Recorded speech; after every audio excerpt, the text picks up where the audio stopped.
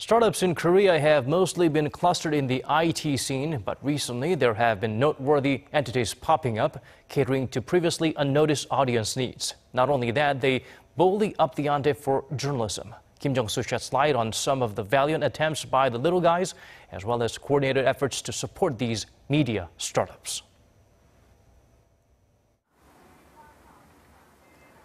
It's said that the media industry in Korea is nearing saturation. In terms of both content and reach, it's got all its bases covered. But the country's media startups beg to differ. They think there's a lot more room for growth and experimentation. One such startup is Korea Expose, an online-based English news and culture magazine that writes on South Korea with an insider's perspective. Slightly before the site was formally launched in August 2014, its chief founder, Koo Se-woong, submitted a piece called An Assault on Our Children to the New York Times. In it, he talks about the country's hierarchical education system and how it makes students sacrifice happiness for success. The piece went viral and was later translated into Korean by Yonhap News, giving him much-needed confidence about his new project. Hopefully when people outside Korea see the problem, then they criticize it, maybe it will bring out some kind of reform within South Korea. It was an interesting insight for me to hear, the idea that everybody knows the problem is there, but they don't necessarily talk about it.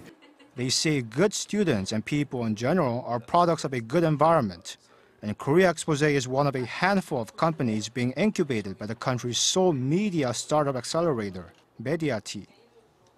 On the same floor with Korea Expose is G Pictures, a two-man company founded by a 21-year-old. G Pictures produces video content targeting the country's young demographic, mostly students. One of its most popular videos dealt with menstruation in schools. Yes, our students practice so-called democracy in our schools through mock elections, but really such institutional practices don't mean much in our schools if there isn't an open room for discussion. valiant's founder says he is intent on fostering media companies that address previously unrecognized needs. Korea's traditional media has a lot to be proud of, but I also see how improvements can be made, both in terms of content and accessibility, especially in the current media environment. Unlike Korea's often problematic educational system, the relationship between startups and valiant is not an ordinary student-teacher relationship. Koo says it's marked by mutual respect. valiant is a minority shareholder in the magazine and rarely interferes with decisions regarding content. Ultimately, we believe in media freedom. I think everybody needs to be able to say what he or she wants in a very free and honest way. But if you get money from particular sources and you become dependent on it, then you are not going to be true to yourself. You have to abide by somebody else's agenda. So that's what we're learning here at valiant. We are being trained to be independent financially, not just editorially. I think a good example is the presidential election.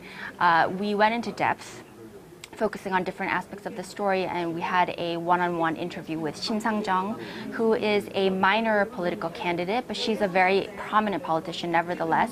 But from the perspective of the foreign media, because she's from a minor party, she doesn't merit the sort of coverage that Korea Expose was able to do. Ultimately, Koo hopes he can make Korean society realize that it shouldn't be marginalizing its problems, but rather embracing them, a sentiment shared by other media startups as well. Not a country that is very good at talking openly about problems that it has. This is not just about Korea. There are lots of problems everywhere because this is human nature. Human society is flawed. But in Korea, criticism is not something that is encouraged. When I see Korean newspapers these days, there are often a flurry of specific details without offering much context. They already assume readers will think the news is important. But with our videos, we try to link the personal with public. They say that learning takes a lifetime. The common adage in the media is to always be careful of making generalizations, but it appears a growing question is not just to find a balance, but also make deeper connections between the particular and the general, and between the local and the global. Jung-soo, Arirang News.